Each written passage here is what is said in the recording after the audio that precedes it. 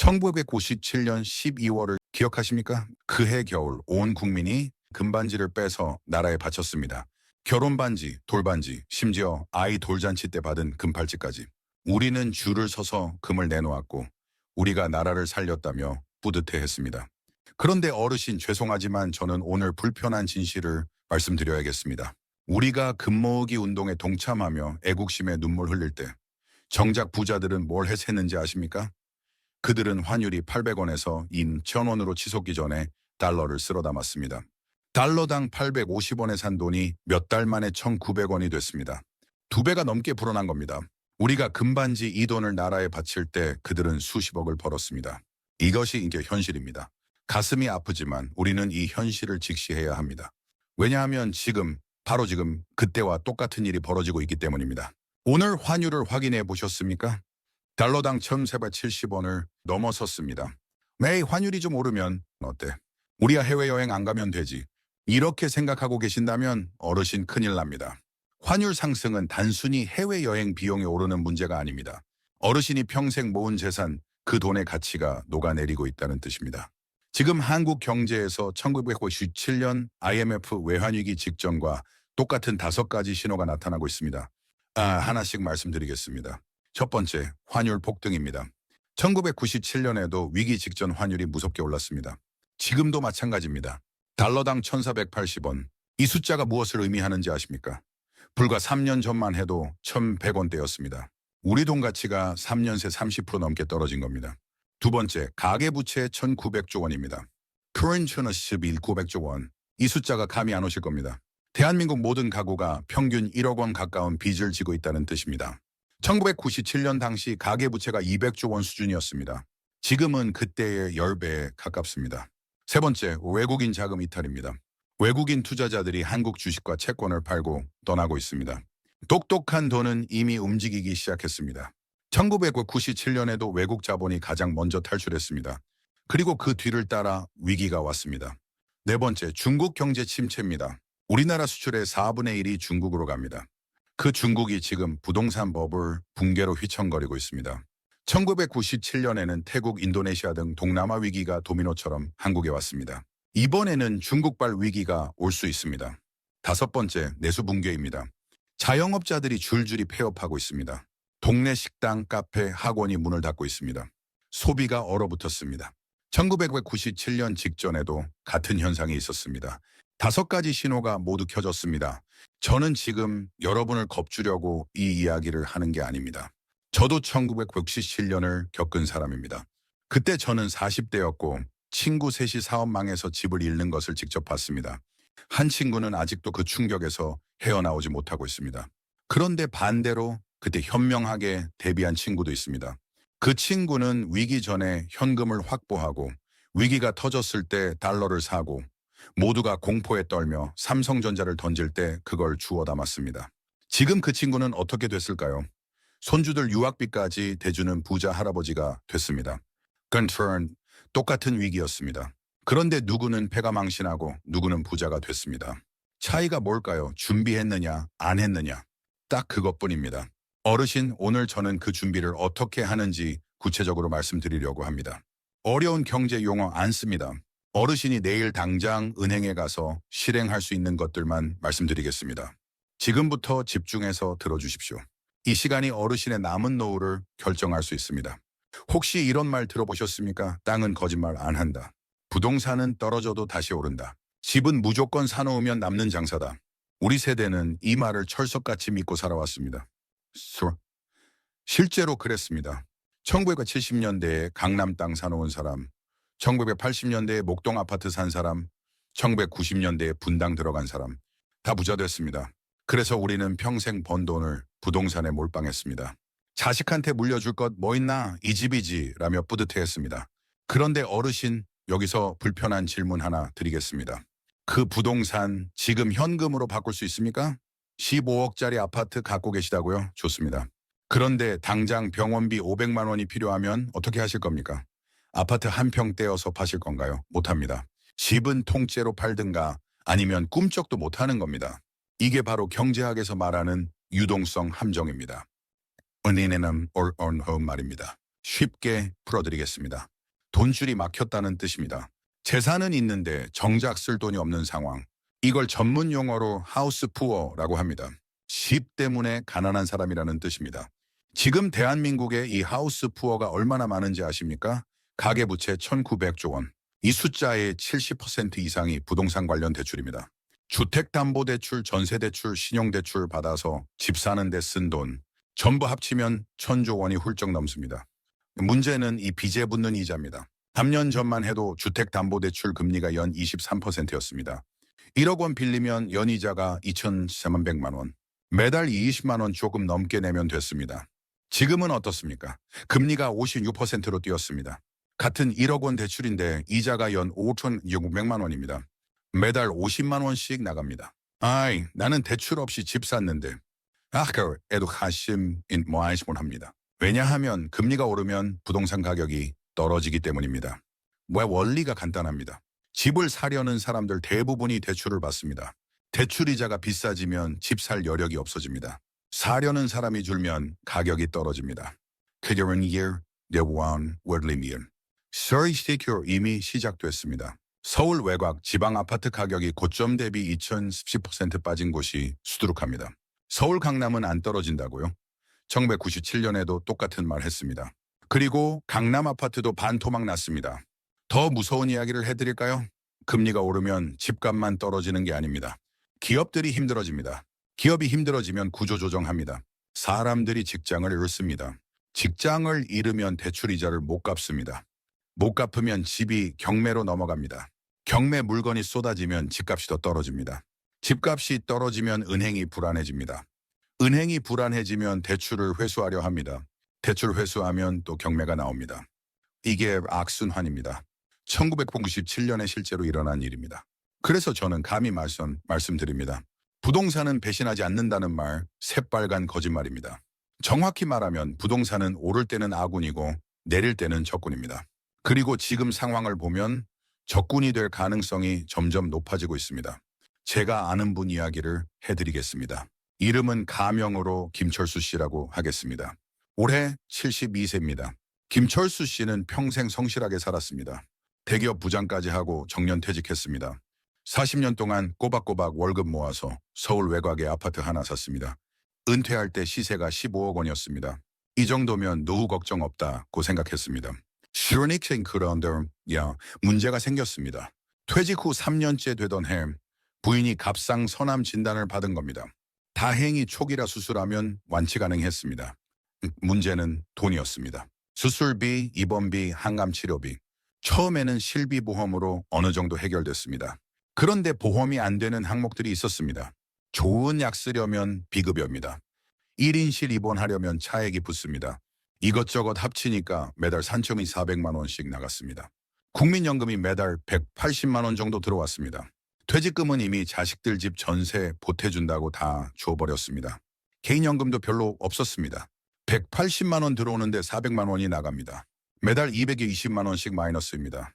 통장 장호가 바닥을 드러내기 시작했습니다. 김철수 씨는 처음에 생각했습니다. 아파트 담보로 대출 받으면 되지. 은행에 이 갓산설이시다. 생각을 했는데요. 대출이 안 되는 겁니다. 왜냐하면 소득이 없으니까요. 은행은 돈을 갚을 능력이 있는 사람한테만 빌려줍니다. 아파트가 15억짜리든 50억짜리든 갚을 소득이 없으면 대출이 안 됩니다. 이게 현실입니다. 결국 김철수 씨는 자식들한테 전화했습니다. 얘야 미안한데 엄마 병원비 좀 보태줄 수 있겠니? 첫째 아들이 처음에는 200만 원 보내줬습니다. 형이 한 달 뒤 또 전화했습니다. 또 보내줬습니다. 세 번째 전화했을 때 아들이 말했습니다. 아버지, 저도 애들 학원비에 대출이자 내느라 빠듯해요. 며느리가 뒤에서 뭐라고 하는 소리가 전화기 너머로 들렸습니다. 김철수 씨는 그날 밤 잠을 못 잤습니다. 평생 떳떳하게 살았습니다. 자식한테 손 벌린 적 한 번도 없었습니다. 그런데 지금 자기가 뭘 하고 있는 건가? 며느리한테 눈치 보이는 노인이 돼 있었습니다. 차라리 아파트를 팔까 생각했습니다. 그런데 팔리지가 않습니다. 부동산 시장이 얼어붙어서 급매로 내놔도 1년 넘게 안 팔리는 집이 수두룩합니다. 15억 원짜리를 12억 원에 내놔도 문의 전화 한 통 없습니다. 결국 김철수 씨는 이렇게 됐습니다. 15억짜리 아파트에 살면서 점심에 편의점 삼각김밥으로 때웁니다. 병원비 아끼려고 부인 약을 제네릭 복제약으로 바꿨습니다. 명절에 자식들 오면 차례상 차리기 부담스러워서 핑계대고 피합니다. 재산은 15억 원입니다. 그런데 당장 쓸 현금은 50만 원도 없습니다. 이게 하우스 푸어의 현실입니다. 어르신, 이게 남의 이야기 같습니까? 제가 확인해 보니까 65세 이상 고령층 중에서 자산의 80% 이상이 부동산인 분이 전체의 70%가 넘습니다. 10분 중 7분이 김철수 씨와 비슷한 상황이라는 겁니다. 지금은 괜찮을 수 있습니다. 그런데 경제 위기가 오면 어떻게 될까요? 집값이 떨어집니다. 15억 원이 10억 원 되고 8억 원 됩니다. 그래도 못 팝니다. 팔아봐야 그 돈으로 뭘 합니까? 전세 살 때도 마땅치 않고 월세 살자니 돈이 줄줄 셉니다. 거기다 물가는 오릅니다. 환율이 오르면 수입품 가격이 다 오릅니다. 밀가루, 기름, 고기, 약, 생필품 가격이 천정부지로 뜁니다. 연금은 그대로인데 쓸 돈은 더 많이 필요해집니다. 그때 가서 현금 좀 갖고 있을 걸 후회해봤자 소용없습니다. 그럼 어떻게 해야 합니까? 저는 이걸 1단계 방어 매뉴얼이라고 부릅니다. 위기가 오기 전에 성을 쌓는 작업입니다. 구체적으로 3가지를 말씀드리겠습니다. 첫째, 자식에게 집 물려준다는 생각을 버리십시오. 불효자 소리 들을까봐 함부로 못하시겠다고요? 어르신, 냉정하게 생각해 봅시다. 어르신이 15억 원짜리 아파트를 자식에게 물려줍니다. 자식이 와 아버지 고맙습니다 할까요? 천만에요. 상속세부터 계산합니다. 15억 원 아파트 상속받으면 세금이 얼마인지 아십니까? 다른 재산 없이 이것만 받는다고 쳐도 공제 빼고 나면 과세 표준이 10억 원 가깝게 잡힙니다. 이 세율이 승객 40%입니다. 세금만 34억 원 나올 수 있습니다. 자식이 현금 3억 원이 어디 있습니까? 결국 그 집 담보로 대출받아서 상속세 냅니다. 이자 갚느라 허덕입니다. 어르신 마음은 자식 좋으라고 물려줬다인데 실상은 자식한테 빚더미를 물려주는 겁니다. 더 현실적인 이야기를 해드릴까요? 상공삼인 때 자녀분들, 지금 자기 집 대출 갚느라 바쁩니다. 부모님한테 물려받을 집이 있어봐야 본인들도 이미 집이 있는 경우가 많습니다. 집이 2채가 되면 세금이 더 붙습니다. 종합부동산세, 양도소득세 중과. 물려받은 게 복인지 화인지 모를 지경입니다. 그래서 제 조언은 이렇습니다. 그 집 어르신 노후에 쓰십시오. 자식 걱정하지 마십시오. 자식들 이미 다 컸습니다. 자기 앞가림은 자기가 합니다. 오히려 부모가 건강하고 경제적으로 독립해 있는 게 자식들한테 효도하는 겁니다. 둘째, 주택연금을 적극 검토하십시오. 주택연금이 뭔지 아십니까? 간단합니다. 집을 담보로 잡고 죽을 때까지 매달 생활비를 받는 겁니다. 집에서 계속 살면서요. 그럼 집이 결국 남의 손에 넘어가는 거 아닌가? 맞습니다. 그런데 어르신 돌아가신 다음에 그 집이 누구 겁니까? 어르신 거 아닙니다. 죽으면 못 가져갑니다. 살아있을 때 편안하게 사는 게 중요하지. 죽은 다음에 자식한테 집 물려주는 게 뭐가 중요합니까? 주택연금 조건 말씀드리겠습니다. 부부 중 한 분이 만 55세 이상이면 가입할 수 있습니다. 9억 원 이하 주택은 100% 가입 가능하고 9억 원 초과 주택은 9억 원까지만 인정됩니다. 예를 들어 보겠습니다. 시세 6억 원짜리 아파트 70세 부부가 가입하면 매달 약 7,550만 원 정도 나옵니다. 국민연금이랑 합치면 월 300만 원 이상이 됩니다. 이 정도면 병원비, 생활비 걱정 없이 살 수 있습니다. 집값이 떨어지면 연금도 줄어드나요? 아닙니다. 한번 정해진 금액은 평생 똑같이 나옵니다. 집값이 떨어지든 말든 상관없습니다. 내가 오래 살아서 받은 돈이 집값보다 많아지면 어떡하나요? 그래도 괜찮습니다. 집값보다 더 받아도 갚을 필요 없습니다. 나라에서 보증하는 제도입니다. 자식들이 나중에 그 집 물려받고 싶다고 하면요, 그것도 가능합니다. 받은 연금 총액에 이자 더한 만큼만 갚으면 집을 돌려받을 수 있습니다. 주택연금 가입하러 어디 가면 되냐고요? 한국주택금융공사 지사에 가시면 됩니다. 콘리서인트는 전국에 있습니다. 전화로 먼저 상담 예약하시고 가세요. 번호는 2688-8114입니다. 내일 당장 전화하십시오. 시간이 없습니다. 셋째, 현금 30%를 확보하십시오. 현금 30%가 무슨 말이에요? 어르신이 갖고 있는 전체 재산에서 30%는 현금 또는 바로 현금화할 수 있는 것으로 갖고 있으라는 뜻입니다. 집이 5억 원, 예금이 5천만 원이라면 총 재산이 5억 5천만 원입니다. 이 중 30%면 1억 6,500만 원입니다. 최소한 이 정도는 현금이나 예금으로 갖고 있어야 합니다. 그렇게 많은 현금을 어디서 만들어요? 몇 가지 방법이 있습니다. 하나, 불필요한 보험을 정리하십시오. 어르신, 지금 보험 몇 개 들고 계십니까? 대부분 70대 어르신들이 보험료로 매달 30건에 50만 원씩 내고 계십니다. 근데 그 보험 진짜 필요한 겁니까? 종신보험 있으시죠? 돌아가시면 자녀한테 보험금 주는 거. 그거 어르신한테 무슨 의미 있습니까? 돌아가신 다음에 받는 돈인데. 살아있을 때 쓸 돈이 없으면서 죽은 다음에 줄 돈은 준비하고 계신 겁니다. 암보험, 실비보험, 중복으로 들어놓은 것 없습니까? 같은 보장 2번 드는 거 의미 없습니다. 저축성 보험도 점검하십시오. 20년 전에 들었던 연금보험, 이자율 좋았을 때 들었으면 유지하시고 최근에 들었으면 원금이라도 찾을 수 있는지 확인해 보십시오. 보험은 혹시 모를 위험에 대비하는 겁니다. 그런데 지금 당장 현금이 없어서 밥을 못 먹는 상황이면 미래 위험 대비고 뭐고 없습니다. 저 지금 당장의 위험이 더 큽니다. 둘, 쓰지 않는 자산을 정리하십시오. 땅 한 뙑이 갖고 계신 거 없습니까? 지방에 상가 한 칸 갖고 있는데 월세도 안 나오고 관리비만 나가는 거. 과감하게 정리하십시오.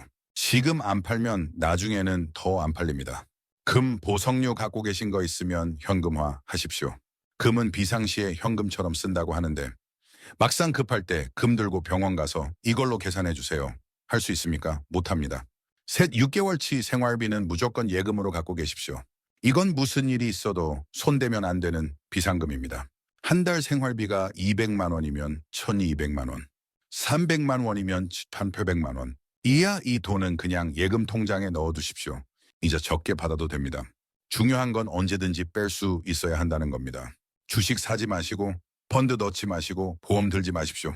그냥 예금입니다. 시중은행 예금 아니면 새마을금고 신협 5천만 원까지는 원금이 보장됩니다. 자, 정리하겠습니다.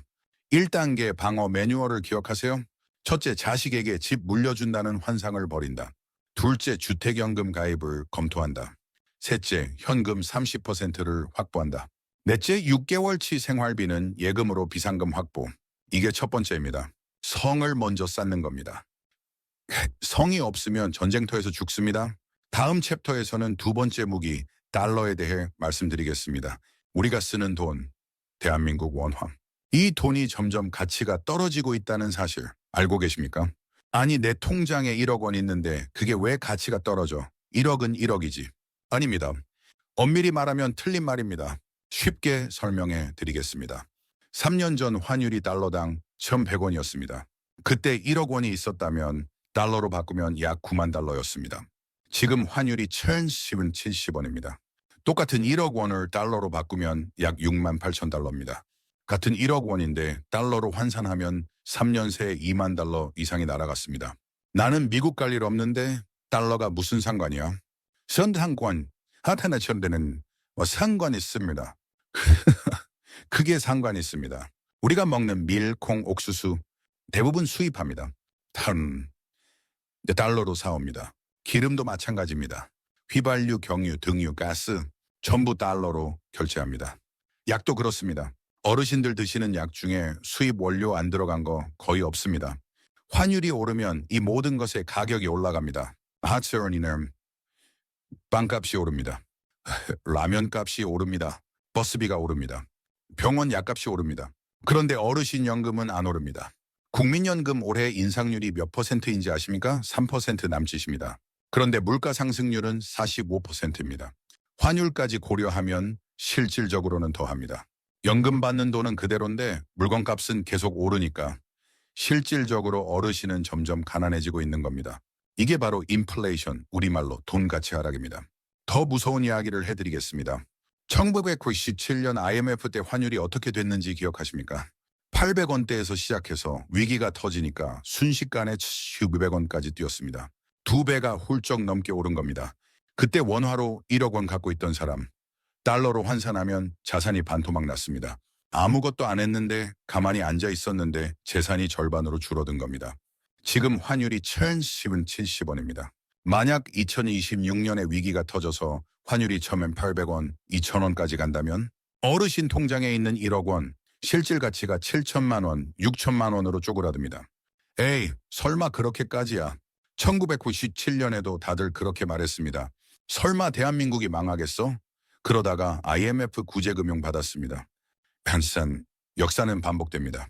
그리고 역사에서 배우지 못한 사람은 같은 실수를 반복합니다. 제가 아는 또 다른 분 이야기를 해드리겠습니다. 박영희 씨 75세 여성분입니다. 박영희 씨 손주가 캐나다에서 유학 중이었습니다. 부모, 그러니까 박영희 씨 아들 부부가 맞벌이 하면서 유학비를 보내고 있었는데 아들이 갑자기 실직했습니다. 엑소 회사가 구조조정을 한 겁니다. 아들이 전화했습니다. 또 어머니 죄송해요. 당분간 손주 학비를 못 보낼 것 같아요. 혹시 어머니가 좀 도와주실 수 있으세요? 박영희 씨는 흔쾌히 그러겠다고 했습니다. 예금 통장에 7천만 원 정도 있었거든요. 손주 공부시키는 데 써야지 뭐. 그렇게 생각했습니다. 한 학기 등록금이 1만 5천 캐나다 달러였습니다. 박영희 씨가 돈을 보내려고 은행에 갔습니다. 프레디 환율을 확인했습니다. 1년 전에 캐나다 달러 환율이 900원대였습니다. 그때 1만 5천 캐나다 달러 보내려면 1,150만 원 정도 필요했습니다. 그런데 지금 환율이 1,100원이 넘었습니다. 같은 1만 5천 캐나다 달러를 보내려면 1,150만 원이 필요합니다. 한 학기에 300만 원이 더 드는 겁니다. 1년이면 600만 원, 4년이면 2,400만 원. 박영희 씨 예금 7천만 원으로 4년 학비 대려고 했는데 환율 때문에 3년도 못 버티겠다는 계산이 나왔습니다. 그래도 처음 2학기는 보냈습니다. 그런데 3번째 학기 때 환율이 더 올랐습니다. 통장 잔고는 줄어들고 보내야 할 돈은 더 커지고 결국 손주한테 전화와 했습니다. 민수야, 할머니가 이번 학기는 조금 늦게 보낼 것 같아. 조금만 기다려. 손주가 말했습니다. 할머니, 다음 주까지 안 내면 등록이 취소된대요. 박영희 씨는 전화를 끊고 한참을 울었습니다. 평생 자식들한테 손 안 벌리고 살았습니다. 남편 일찍 여의고 혼자서 아들 둘 키웠습니다. 악착같이 돈 모았습니다. 노후에 손주들한테 좋은 거 해주는 게 낙이었습니다. 그런데 지금 뭘 하고 있는 겁니까? 손주 학비도 제때 못 보내주는 무력한 할머니가 돼 있었습니다. 박영희 씨가 뭘 잘못한 겁니까? 아무 잘못 없습니다. 그저 환율이라는 걸 몰랐던 겁니다.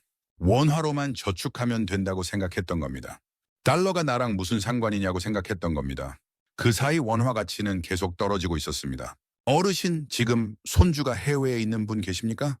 자녀가 해외에서 일하는 분 계십니까? 아니면 본인이 나중에 외국 여행, 외국 병원 갈 생각 있으신 분 계십니까? 그렇다면 지금 당장 달러에 대해 생각하셔야 합니다. 시니어를 위한 행동 지침 2단계 달러 무기화. 자, 그럼 어떻게 해야 하는지 구체적으로 말씀드리겠습니다. 이걸 저는 2단계 달러 무기화라고 부릅니다. 원화만 갖고 있으면 방패 없이 전쟁터에 서 있는 것과 같습니다. 달러를 갖고 있어야 방패가 생깁니다. 첫째, 외화 예금 통장을 만드십시오. 어렵지 않습니다. 어르신이 주로 거래하시는 은행 아무데나 가시면 됩니다. 신한국민, 우리하나, 농협 어디든 다 됩니다. 가셔서 외화 예금 통장 만들려고요 하시면 됩니다. 신분증이랑 도장 있으면 30분이면 만들 수 있습니다. 통장 만드는데 돈 안 듭니다.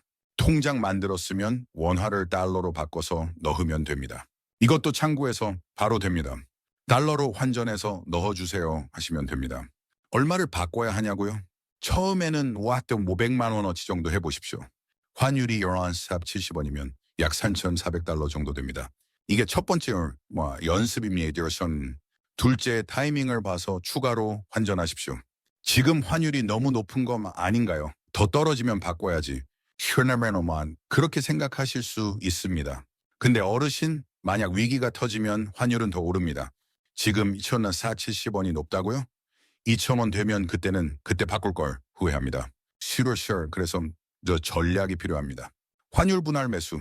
한 번에 다 바꾸지 마시고 나눠서 바꾸십시오. 예를 들어 전체 자산의 30%를 달러로 갖고 싶다고 칩시다. 총 자산이 2억 원이면 6천만 원어치 달러. 이걸 한 번에 안 바꾸고 3번에 나눠서 바꿉니다. 첫 번째는 지금 2천만 원어치 환전, 두 번째는 환율이 7,500원 넘으면 2천만 원어치 추가 환전, 세 번째는 환율이 1,600원 넘으면 2천만 원어치 추가 환전입니다. 이렇게 왜 이렇게 하냐고요. 환율이 오를수록, 그러니까 위기가 점점 가까워질수록 달러가 더 필요해지기 때문입니다.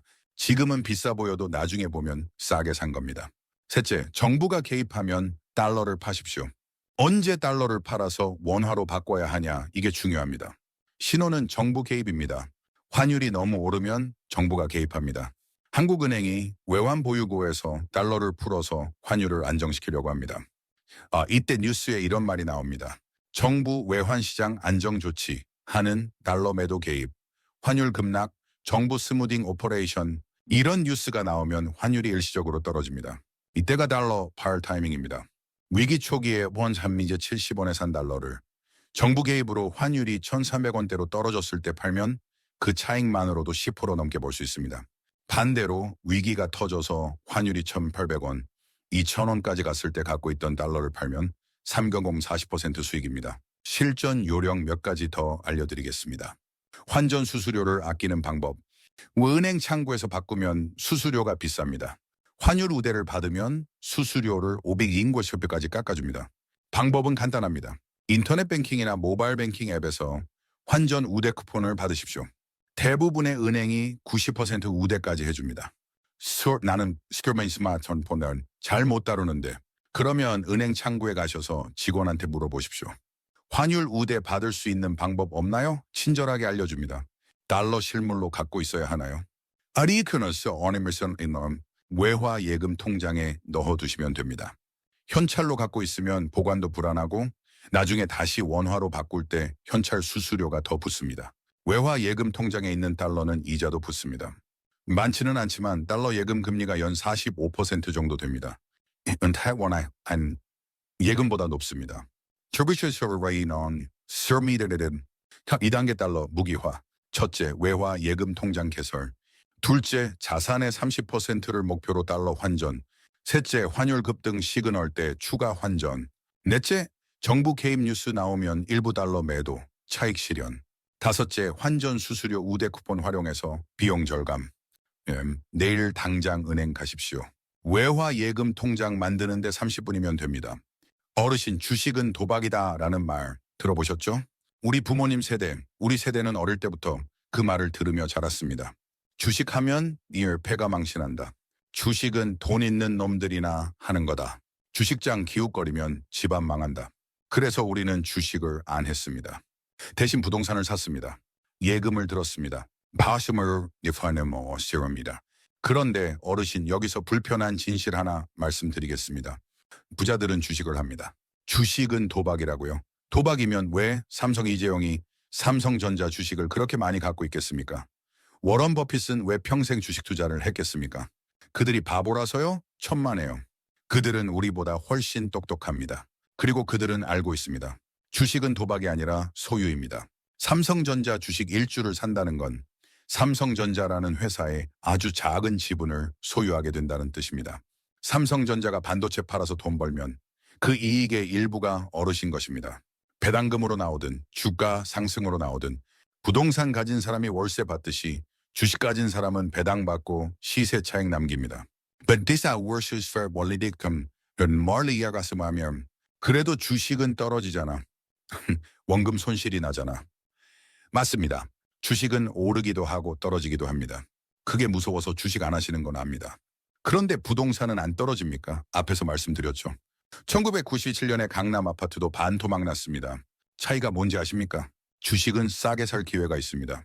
부동산은 위기 때도 비쌉니다. 10억짜리가 7억으로 떨어져도 7억 원을 한꺼번에 마련하기는 쉽지 않습니다. 그런데 주식은 1만 원, 10만 원으로도 살 수 있습니다. 삼성전자 1주가 지금 5만 원 정도 합니다. 커피 2잔 값으로 대한민국 최고 기업의 주인이 될 수 있는 겁니다. 그리고 결정적으로 위기 때 주식은 폭락합니다. 1997년 삼성전자 주가가 얼마까지 떨어졌는지 아십니까? 액면 분할 전 기준으로 3만 원대까지 내려갔습니다. 그때 삼성전자를 산 사람이 지금 어떻게 됐겠습니까? 액면 분할, 무상증자, 배당까지 다 합치면 그때 1천만 원어치 산 사람은 지금 3억 원 이상을 갖고 있습니다. 시른스판 30배입니다. 반면 그때 겁먹고 삼성전자를 판 사람은 손해만 보고 끝났습니다. 부자들은 이걸 압니다. 그래서 그들에게 주식은 도박이 아니라 위기 때 줍는 떨이 상품입니다. 남들이 겁에 질려서 던질 때 그들은 기다렸다는 듯이 주워 담습니다. 두 사람 이야기를 해드리겠습니다. 둘 다 1997년을 겪은 분들입니다. 이영수 씨는 1997년 초에 삼성전자 주식 2천만 원어치를 갖고 있었습니다. 당시 시가로 상당한 금액이었습니다. 그런데 그해 말 외환위기가 터졌습니다. 주가가 반토막이 났습니다. 2천만 원이 1천만 원이 됐습니다. 이영수 씨는 겁이 났습니다. 더 떨어지기 전에 팔아야지. 손절했습니다. 쉐리디어 1천만 원 건졌습니다. 이영수 씨 생각에는 현명한 판단이었습니다. 더 떨어졌으면 큰일 날 뻔했어. 그런데 그 후 어떻게 됐을까요? 삼성전자 주가는 1998년 바닥을 찍고 올라가기 시작했습니다. 그리고 10년 후, 20년 후 계속 올랐습니다. 이영수 씨가 팔지 않고 그대로 들고 있었다면 그 2천만 원이 지금 6억 원이 넘습니다. 그런데 이영수 씨는 1천만 원 건진 게 다입니다. 박정호 씨는 이영수 씨와 정반대였습니다. 1997년 위기가 터졌을 때 박정호 씨 주변에서 다들 주식을 팔았습니다. 주식시장 망했다? 빨리 빠져라. 아우성이었습니다. 박정호 씨는 생각했습니다. 삼성전자가 망할 회사인가? 아니지. 반도체 만드는 세계적인 기업이지. 지금 주가가 폭락한 건 회사가 망해서가 아니라 다들 겁먹고 팔아서 그런 거야. 그는 오히려 돈을 끌어모았습니다. 예금 깨고 보험 해약하고 처갓집에서 돈도 빌렸습니다. 그리고 삼성전자 주식을 샀습니다. 바닥 가격에. 주변에서는 미친놈 취급했습니다. 지금 주식을 사? 정신 나갔어? 그런데 10년 후 박정호 씨는 은퇴 후에도 걱정 없이 사는 부자가 돼 있었습니다. 2010년대 들어 그는 손주들 각각 주식 계좌를 만들어줬습니다. 삼성전자, SK하이닉스, 네이버. 할아버지가 물려주는 유산이다. 니들 성인 될 때까지 절대 팔지 마라. 지금 그 손주들 계좌에 얼마가 들어있을까요? 적어도 몇 천만 원씩은 들어있습니다. 할아버지가 사준 주식 덕분에요. 똑같은 위기였습니다. 이영수 씨는 공포에 팔았고 박정호 씨는 공포 속에서 샀습니다. 10년 후 이영수 씨는 그때 팔지 말걸 후회하며 살았고 박정호 씨는 손주들한테 유산을 남겨주는 존경받는 할아버지가 됐습니다. 차이는 딱 하나. 위기를 위험으로 받느냐, 기회로 받느냐. 자, 그럼 어르신은 어떻게 해야 합니까?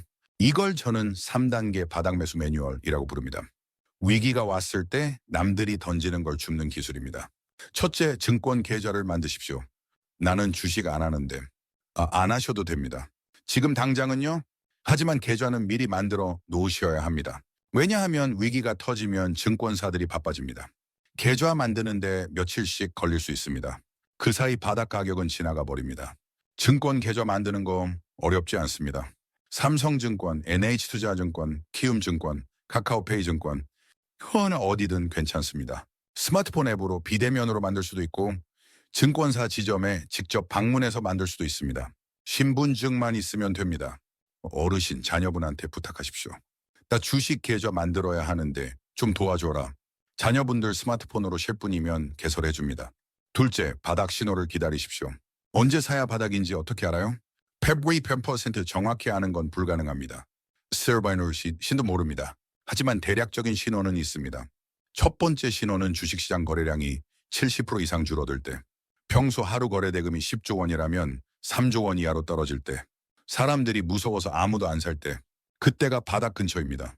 두 번째 신호는 뉴스에서 주식시장 폭망, 개미 무덤 이런 말이 나올 때, 언론이 비관일색일 때, 전문가들이 더 떨어진다, 절대 사지 마라 할 때, 역설적으로 그때가 기회입니다.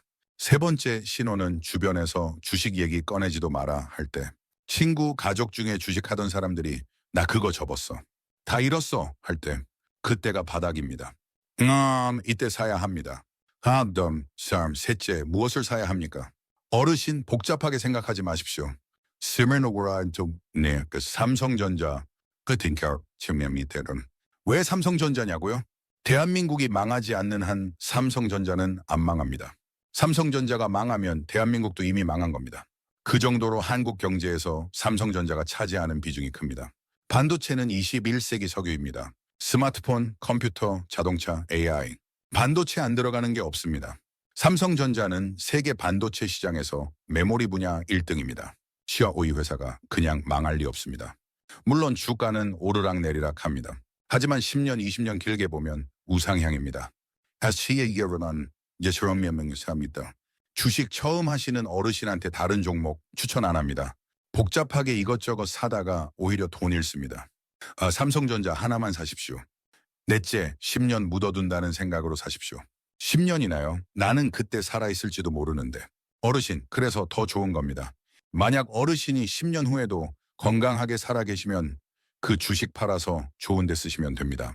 여행 가시고 맛있는 거 드시고 병원비로 쓰시고 만약 그 전에 돌아가시면 손주한테 상속하시면 됩니다. 박정호 씨처럼 손주들한테 주식을 물려주십시오. 할아버지가 너희 성인 될 때까지 절대 팔지 말라고 했다. 이 한마디와 함께 삼성전자 주식 100주를 남겨주면 어떻게 될까요? 지금 삼성전자 100주가 약 500만 원입니다. 10년 후 주가가 2배만 돼도 1,000만 원입니다. 3배면 1,000 500만 원입니다. 손주가 대학 갈 때 그 돈으로 등록금 내고 이거 할아버지가 나 어릴 때 사놓은 거야 하면서 어르신 생각하면 그게 유산 아니겠습니까? 긴 이야기 들어주셔서 감사합니다.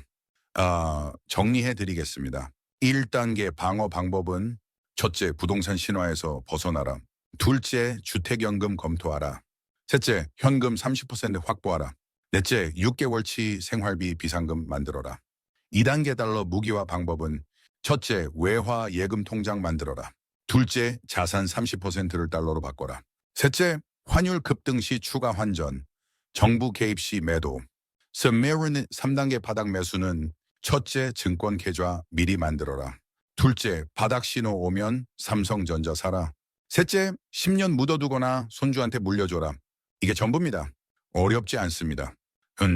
내일 당장 할 수 있는 것들입니다. 마지막으로 한 가지만 더 말씀드리겠습니다. 앞에서 두 사람 이야기를 했습니다. 15억 아파트 있으면서 병원비 없어 쩔쩔매던 김철수 씨. 위기 때 현명하게 투자해서 손주한테 유산 남기는 박 사장. 어르신은 누가 되고 싶으십니까? 김철수 씨는 잘못한 게 없습니다. 평생 열심히 살았습니다. 그런데 한 가지 준비를 안 했습니다. 설마 내가 괜찮겠지라고 생각했습니다. 그 결과 자식한테 손 벌리고 며느리 눈치 보고 노후가 비참해졌습니다. 박 사장도 똑같은 위기를 겪었습니다. 하지만 그는 준비했습니다. 현금을 확보했고 달러를 샀고 바닥에서 주식을 샀습니다. 그 결과 위기가 오히려 기회가 됐습니다. 똑같은 위기입니다. 차이는 준비했느냐 아니냐 딱 그것뿐입니다. 어르신, 지금 한국 경제에 5가지 위험 신호가 켜져 있습니다. 스심, 환율 폭등, 가계부채 1900조, 외국인 이탈, 중국 침체, 내수 붕괴. 1997년과 데칼코마니입니다. 위기가 올지 안 올지 저도 100% 확신할 수 없습니다. 어쩌면 안 올 수도 있습니다. 하지만 오면 어떻게 하시겠습니까? 준비 없이 맞으시겠습니까? 김철수 씨처럼? 아니면 지금부터 준비해서 위기가 오면 오히려 기회로 만드시겠습니까? 박 사장처럼? 선택은 어르신 몫입니다. 저는 여러분이 박 사장이 되셨으면 좋겠습니다. 자식한테 짐이 되는 노인이 아니라 손주한테 유산 남기는 존경받는 어른이 되셨으면 좋겠습니다.